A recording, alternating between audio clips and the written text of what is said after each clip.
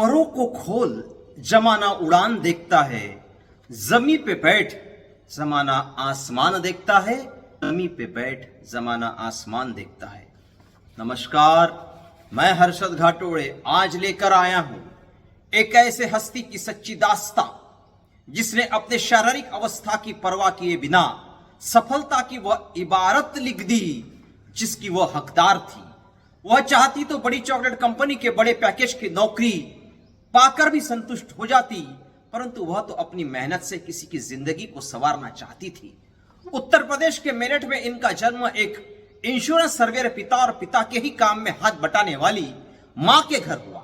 इनका परिवार एक संयुक्त परिवार था। कालांतर में इनका परिवार दिल्ली आकर बस जाता है और यहीं पर इनकी स्कूली तथा महाविद्यालयीन शिक्षा पूर्ण होती है। शारीरिक रूप से दूसरों से असामान्य होते हुए भी इन्होंने अपने शिक्षा सामान्य बच्चों की तरह ही ली तथा अपने जीवन का आगे का सफर भी जारी रखा है।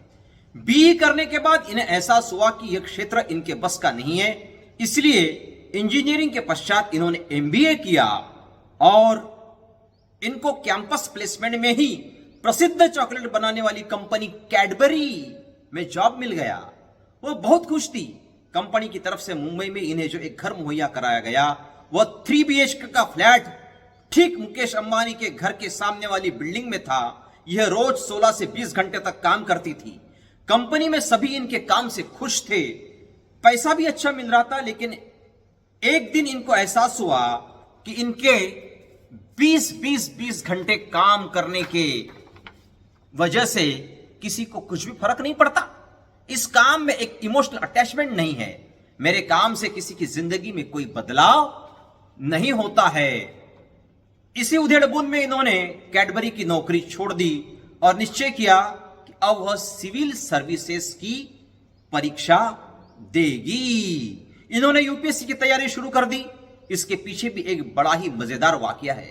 वह बताती है कि जब वह 3-4 साल की थी तब इनके शहर मेरठ में अक्सर कर्फ्यू लग जाता था। सब बोलते थे कि डीएम साहब ने लगाया है, डीएम साहब का ऑर्डर है, डीएम ने बोला है।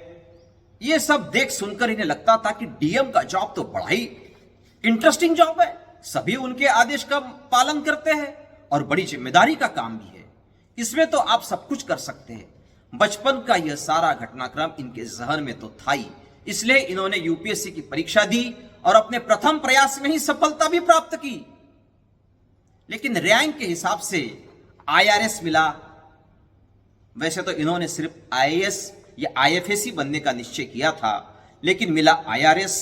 और फिर इन्होंने देखा कि सर्विस अटेम्प्ट लिस्ट में इनका नाम ही नहीं है। अर्थात इन्होंने परीक्षा तो दी, पास कर ली थी, लेकिन इन्हें कोई सर्विस अलॉट नहीं की गई थी। ऐसा क्यों हुआ, इसे चेक करने की सलाह माता पिता ने दी। पूछताछ करने पर पता चला कि फिजिकली हैंडीकैप्ड कैंडिडेट के लिए 2 पैरामीटर होते हैं। एक डिसेबिलिटी अर्थात शारीरिक अपंगता का, कि शरीर के किसी अवयव को लेकर, दूसरा था कि आप क्या क्या कर सकते हैं। दूसरे पैरामीटर के हिसाब से यह बिल्कुल फिट थी, परंतु लिस्ट ऑफ डिसेबिलिटी में वह नहीं थी, अर्थात शारीरिक अपंगता की श्रेणी में इन्हें नहीं रखा गया था। यह सिर्फ आईएएस कैटेगरी में ही फिट बैठती थी। यह बात इनके लिए बड़ी आश्चर्यजनक थी कि किसी के साथ प्राइवेट फील्ड में डिस्क्रिमिनेशन अर्थात भेदभाव समझ में आ सकता है, लेकिन यहां तो सरकार इनके साथ भेदभाव कर रही थी कि आप जॉब तो कर सकते हैं लेकिन आप डिसेबल कैटेगरी में नहीं है। सरकार यह भूल गई थी कि इनके जैसे भी लोग हो सकते हैं जो सरकार की लिस्ट में नहीं थे। इन्होंने निश्चय किया कि इस भेदभाव और अन्याय के खिलाफ लड़ने का और कैट में केस फाइल कर दिया। इसके पश्चात भी इन्होंने दोबारा यूपीएससी की परीक्षा दी और पास हुई, परंतु फिर एक बार रैंक था आईआरएस। फिर इन्होंने तीसरी बार पुनः परीक्षा दी और पास हुई, परंतु फिर वही रैंक आया आईआरएस।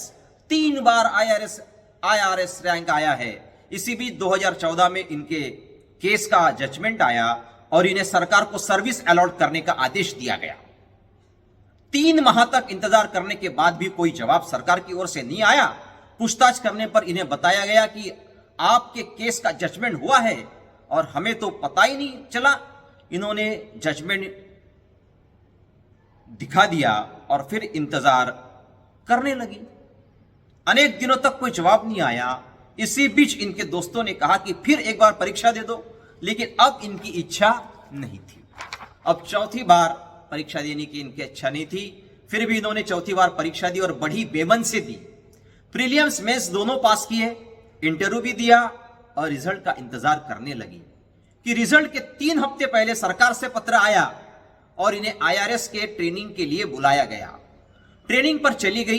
क्योंकि उस समय बैच बड़ी थी, इसलिए ट्रेनिंग दिल्ली और हैदराबाद ऐसे 2 जगह पर थी। यह हैदराबाद पहुंची और एकेडमी के हॉस्टल में रहने लगी। वह दिन भी आया जब इनके चौथे यूपीएससी परीक्षा का इंटरव्यू का रिजल्ट 1 बजे आने वाला था और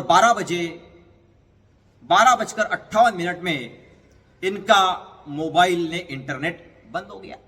इनके मोबाइल का इंटरनेट बंद। ये बात इन्हें इनकी एक सहेली का आवाज आई, जो दूर से ही बड़े जोर जोर से इनका नाम लेकर चिल्ला रही थी। वह टॉपर है। थोड़ी देर तो इन्हें कुछ सूझा ही नहीं कि क्या हो रहा है।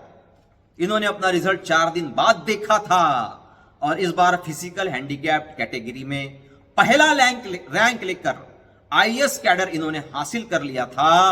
जी हां, मैं बात कर रहा हूं यूपीएससी 2014 बैच की, IAS ईरा सिंघल की, जिन्होंने एक नहीं तो 4 बार देश की सबसे कठिन समझी जाने परीक्षा को चारों बार प्रथम प्रयास में पास किया और पास ही नहीं किया तो अपनी शारीरिक क्षमता को नजरअंदाज करते हुए वक्त आने पर सरकार से अपनी लड़ाई भी लड़ी, अपना रास्ता तय किया। लगातार 3 अटेम्प्ट में IRS कैडर प्राप्त IAS ईरा सिंघल अपने काम को लेकर हमेशा ही चर्चा में रहती है।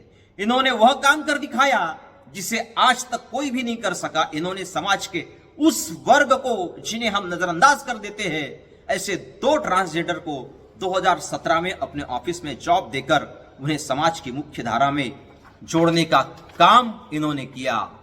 ईरा जी के जज्बे और हौसले को मैं प्रणाम करता हूं।